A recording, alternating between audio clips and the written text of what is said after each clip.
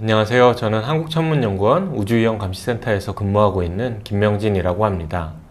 오늘 제가 여러분들에게 소개시켜 드릴 내용은 소행성 탐사라는 주제입니다. 보시는 화면은 최근에 작사 일본 우주항공우주개발기구에서 하야부사2라고 하는 그런 임무를 통해서 소행성에 탐사를 한 류그라고 하는 소행성의 모습입니다. 이처럼 소행성의 탐사는 일본, 그리고 미국, 나사, 유럽우주국 등을 통해서 활발히 진행되고 있는데요. 다음 화면은 작년 4월에 과학동화에 나온 그런 화면을 제가 캡처해서 보여드리는 건데요.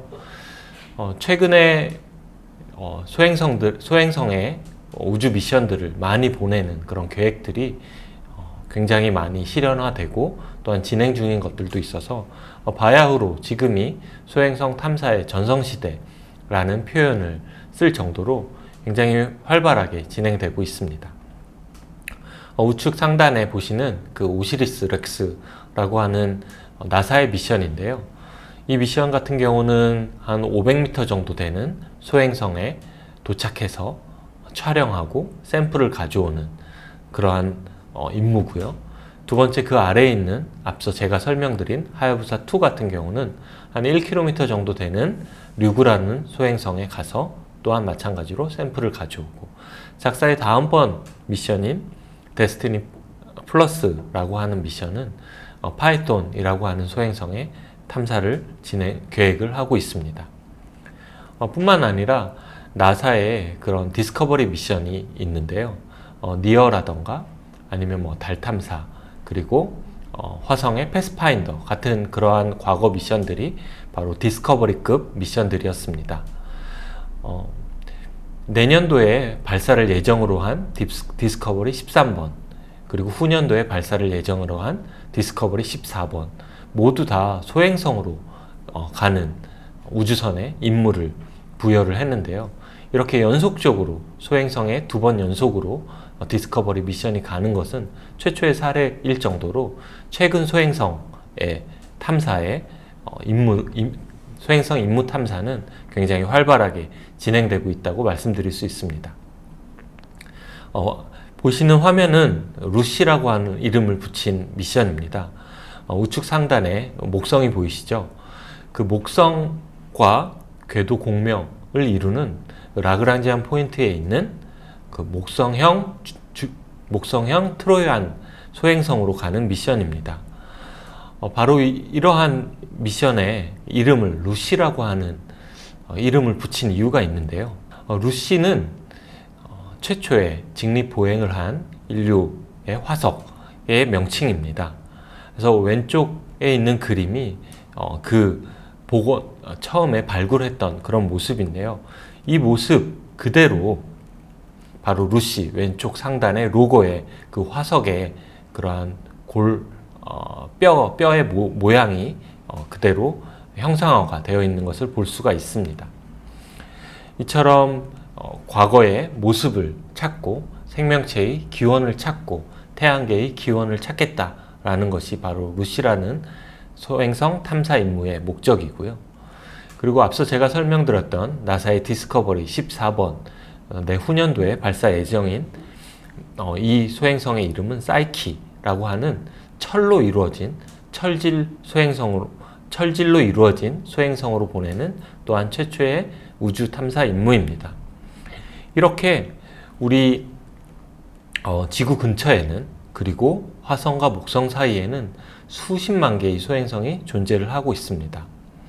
소행성 탐사 임무는 지구에서 출발해서 그리고 다른 행성으로 가는데 굉장히 많은 연료가 소모되고, 또한 그 행성에 도착할 때쯤 해서 또 다시 속도를 줄이는 등의 연료 소비 측면에서 행성 임무와는 달리 굉장히 효율적인 그러한 임무를 가질 수 있습니다. 예를 들면 지구 근처에는 이렇게 수만 개의 빨간색 점으로 표시가 되어 있는 근지구 소행성이라는 것들이 존재하게 되는데요. 이러한 근지구 소행성들은 지구 궤도와 굉장히 비슷한 궤도 혹은 지구 궤도와 교차하는 그러한 궤도를 가지고 있기 때문에 지구에서 출발하더라도 굉장히 적은 에너지, 적은 연료만 가지고도 이 소행성에 쉽고 효율적으로 도달할 수 있는 강점이 있습니다. 우리나라 같은 경우도 2035년 소행성으로부터 샘플을 채취해서 오겠다라는 우주개발 중장기 계획이 바로 이렇게 소행성 착륙 미션으로 명시가 되어 있는데요. 이러한 소행성 탐사 임무를 위해서 지금 천문연구원에서는 기획 연구를 진행을 하고 있습니다.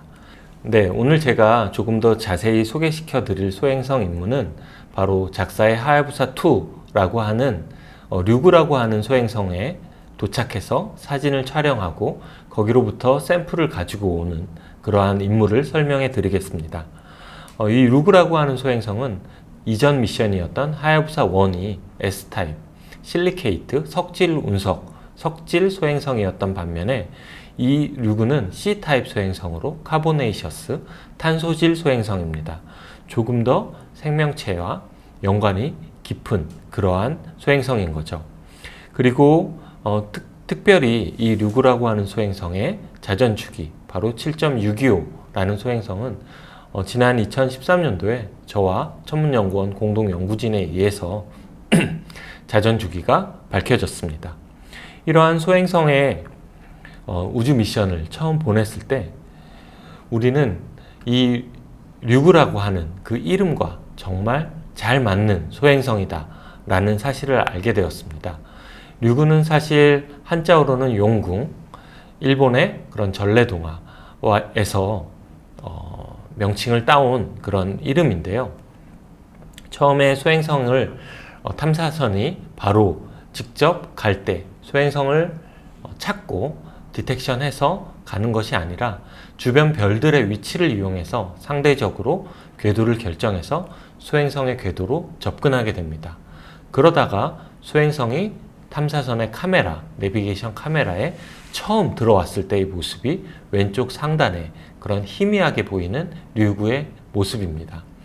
그러면서 아래쪽에 있는 이미지와 같이 소행성에 가까이 다가가면 다가갈수록 류그가 점점 뚜렷하게 보이는 것을 확인할 수 있습니다. 우측 하단에 커다랗게 보이는 다이아몬드처럼 생긴 그 류그라고 하는 소행성은 탐사선 하야부사2가 류그 상공으로부터 20km 떨어진 위치에서 촬영한 사진인데요. 보시는 것처럼 움푹 들어간 그런 충돌구가 보이기도 하고 약간 표면이 거칠게 되어 있는 모습을 볼 수가 있습니다. 이것은 류그 소행성의 가장 큰 특성인데요.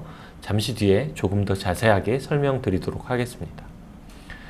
처음에 하야부사2가 소행성에 다가가면서 이 소행성을 사진 촬영하고 샘플을 리턴하기 전에 했던 일이 바로 조그만한 착륙선 하나를 소행성에 착륙시키는 거였습니다. 그 착륙선의 이름은 미네르바 2A21이라는 착륙선이었는데요. 보시는 것처럼 왼쪽 상단에 홈 포지션 20km 되는 위치로부터 탐사선이 조금씩 하강을 시작을 해서 미네르바 21이라고 하는 조그만 미니 랜더를 소행성 표면에 착륙시키는 그러한 과정을 나타낸 그림인데요. 다음 사진은 그 탐사선이 소행성 하야부사2 모선으로부터 떨어져 나오면서 그 모선을 촬영을 한 모습입니다. 가운데 상단에 그 하야부사2 우주선의 태양 패널, 태양 전지판을 볼 수가 있고 이제 회전을 하면서 류그라고 하는 착륙지를 또한 촬영을 한 모습입니다. 이렇게 정확하게 미네르바 21이 소행성 류그에 안착을 하고 최초로 작사 팀에 보내져 있는 사진입니다. 사실 저도 앞서 설명드렸던 그러한 과학 임무팀에 하야부사2 팀에 함께 참여를 하고 있어서 이 이메일도 바로 같이 받아보게 되었는데요. 이 사진을 받자마자 모든 하야부사2 관계자들이 놀란 것은 정말 바닷속 용궁처럼 생겼구나 라고 놀란 것입니다. 우리가 이름을 참 잘 지었구나 라는 그런 이야기도 하였는데요. 이처럼 우리가 류구의 표면을 이렇게 가까이 들여다봤을 때 굉장히 놀란 것은 보시는 것처럼 표면이 매우 거칠고 그리고 작거나 큰 자갈로 이루어져 있다는 사실입니다. 이것은 굉장히 놀라운 사실인데요. 또 혹은 이렇게 때로는 커다란 바위 덩어리가 보이기도 하고요. 그 탐사선이 정확하게 안착을 해서 소행성 표면을 촬영을 했는데 소행성도 지구와 마찬가지로 자전을 하기 때문에 이렇게 태양빛이 움직이는 것처럼 보이기도 합니다. 우리가 이처럼 놀란 이유는 뭐냐면 지금까지 그러니까 하야부사 2 이전까지 인류가 소행성을 방문해서 촬영한 사진들을 보시면 대부분 다 소행성들의 표면이 매끈하게 이렇게 보이는 모습을 지금까지는 알고 있었는데요. 이처럼 표면이 보이는 류구라고 하는 모습은 우리에게 굉장히 큰 놀라움을 안겨주었고 뿐만 아니라 소행성들을 하나하나 탐사를 하고 직접 방문해서 사진을 촬영하는 것이 우리가 소행성에 대해서 정확하게 이해하는 단 한 가지 방법이다 라는 것을 증명하는 그러한 길이 되었습니다. 이렇게 탐사선을 착륙시키기도 하고 사진을 촬영하기도 한 하야부사 2가 했던 가장 중요한 일은 바로 터치다운을 해서 그곳으로부터 샘플을 가져오는 일이었는데요. 샘플 채취 방식은 보시는 오른쪽 사진과 같이 길다랗게 생긴 그런 갈고리 모양의 혼이라고 불리는 것으로 표면의 토양을 직접 채취하는 그런 방식입니다. 이러한 채취 방식을 하기 위해서 가장 중요하게 고려했던 것이 바로 탐사선 스페이스 크래프트의 안전인데요. 하야부사 2 탐사선이 양쪽 태양 전지판을 모두 폈을 때 그 크기가 약 6m 정도 되는데 처음에 표면이 매끈할 것이라고 다들 예상을 하고 어느 지역이든 착륙해도 안전할 것이라고 예측했던 거랑 달리 실제로 류구에 들어가서 류구에 도착해서 보니 너무 이러한 표면이 거칠고 중간중간에 보시는 것처럼 커다란 암석 덩어리들이 많이 분포되어 있었던 거죠. 이는 탐사선이 착륙할 때 탐사선의 태양 전지판이라던가 탐사선의 본체가 충돌하게 되면 굉장히 위험한 그런 상황에 봉착할 수밖에 없기 때문에 정확한 착륙지 선정을 하는 것이 굉장히 중요했습니다. 그렇게 해서 선정된 착륙지가 바로 이곳이고요. 보라색 원으로 표시된 곳이고요. 정확하게 보시는 화면처럼 탐사선은 그 위치에 착륙을 해서 샘플을 채취했습니다. 이것이 바로 착륙하기 바로 직전에 하야부사 2 스페이스크래프트에 장착된 카메라를 통해서 촬영한 사진입니다. 점점 소행성과 소행성 표면에 가까이 다가가고 있고요. 굉장히 정확한 내비게이션 그리고 컨트롤 기술이 필요합니다. 이렇게 터치다운을 하는 순간 굉장히 많은 파편들이 소행성 표면으로부터 분출하는 것을 알 수가 있습니다. 이 영상만 보더라도 하야부사 2 탐사선은 굉장히 많은 양의 표면 물질을 가지고 지구로 귀환할 것으로 예상하고 있습니다. 이러한 사진을 이 사진은 이제 바로 터치다운 한 이후에 다시 탐사선이 상승해서 촬영한 모습입니다. 가운데 왼쪽쯤에 보이는 것이 바로 탐사선의 그림자 모습이고요. 가운데 부분에 보이는 약간 불로 그을린 듯한 그러한 모습이 바로 탐사선이 실제로 착륙했던 그러한 위치입니다. 이 샘플 리턴, 터치다운 앤 샘플 리턴 미션은 굉장히 고난이도 임무이기 때문에 바로 이러한 영상을 얻고 탐사선이 안전하다라는 신호를 받은 작사의 하야부사 2 임무 멤버들은 바로 이런 것처럼 환호성을 지르고 마치 나사에서 혹은 이사에서 미션에 성공했을 때 그러한 분위기로 축하의 분위기로 연출이 됐습니다. 30년대에 우리나라도 소행성 탐사를 성공을 하게 되면 여러분들이 바로 이 자리에서 함께 축하하고 저와 함께 그러한 격려하는 모습을 가졌으면 좋겠습니다. 또 하나의 굉장히 중요한 두 번째 임무는 바로 표면을 한번 총처럼 생긴 임팩터를 가지고 표면에 인공 충돌구를 만들어서 아직까지 우주 환경에 노출되지 않는 소행성 속 물질을 가져오는 것이었습니다. 이것 역시 굉장히 고난이도의 그러한 임무였는데요. 성공적으로 임팩터를 통해서 인공 충돌구를 만들었고 여기에 터치다운 역시 정확하게 성공적으로 수행을 하였습니다. 하야부사 2 같은 경우는 이제 모든 임무를 다 마치고 류구로부터 떠나서 지구로 귀환하고 있는데요. 올해 2020년 12월 달에 바로 이제 그 샘플 귀환체를 지구에 착륙시키고 다른 소행성으로 떠날 예정에 있습니다.